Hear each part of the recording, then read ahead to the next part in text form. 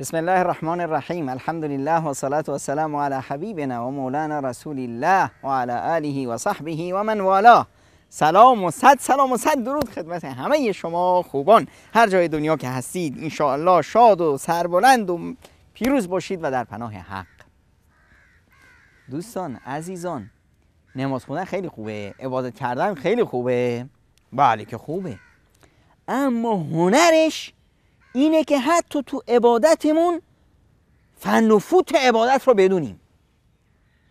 تنهایی نماز میخونی؟ نماز بخون، سوره بقره رو بخون، آل عمران رو بخون، نساء رو بخون، المائده رو بخون، همه شو با هم بخون.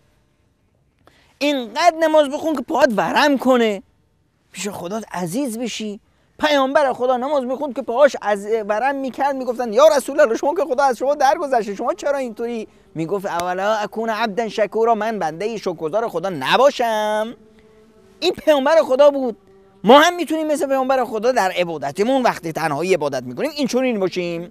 اما وقتی که ما با دیگرانیم، تو جمعیم، تو مسجدیم، جماعت دیگه، اونجا نه، اونجا باید مواظب دیگران هم باشیم. تنها من که نیستم، تو این جماعت پیرمرد است، کوچیک است، بزرگ است، زنی است، حامله است، زنی است که بچه‌اش رو بیرون منتظره گریه میکنه. حالا ما چیکار کنیم؟ باید هوای همه رو داشته باشیم و الا خیلی بد میشه. ما میخوایم که خوبی کنیم، بدترش میکنیم، میخوایم عبادت کنیم، میخوایم رحمت کنیم، زحمت میشه. یکی از صحابه اسمشون معاذ یک مؤمن راستین دبش چیکار میکرد؟ میومد پیش رسول خدا صلی الله علیه و سلم نماز میخوند، بعد میرفت مسجد خودش اونجا امامت میداد و خب کیف میکرد از قرائت و شروع میکرد به قرآن خوندن، سوره های بلند میخوند. خب مردم بیچاره‌ای که میومدن کار و زندگی از صبح کشاورز کار کرده، خسته کوفته، چیکار میکرد؟ یه روز بنده خدایی اومد، یا تو شروع کرد ای خسته کوفته، ای دست اینور و اونور، و این معاذ که تموم نمیکنه نمازو. گاه نمازشو رها کرد، رای گوشه خودش نماز خوند و رفت خونش.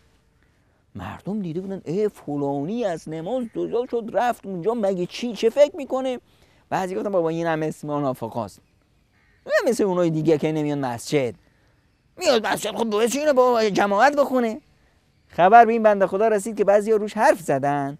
رفت پیش رسول خدا صلی الله علیه و سلم شکایت، یا رسول الله من اینطوریم، کشاورزم، بیچاره‌ام، کار میکنم، زحمت میکشم، ندارم که نماز طولانی بخونم، فردا صبح هم که باید برم سر کار. پیامبر خدا صلی الله علیه و سلم عصبانی شدن. روی این مرد نه، روی کی؟ روی رفیقش، روی شاگردش، روی اون کسی که دوستش داره. معاذ رو صدا زدن با عصبانیت، افتان انت یا معاذ، افتان انت یا معاذ، افتان انت یا معاذ. ای معاذ، تو مردم از دین میزنی؟ تو فتنه بپا کنی که مردم از دین زده شن؟ دل مردم رو از دین میزنی؟ مگه معاذ تو همین قرآن کریم سبح اسم ربک الاعلی نیست؟ سوره شمس نیست؟ سوره اللیل نیست؟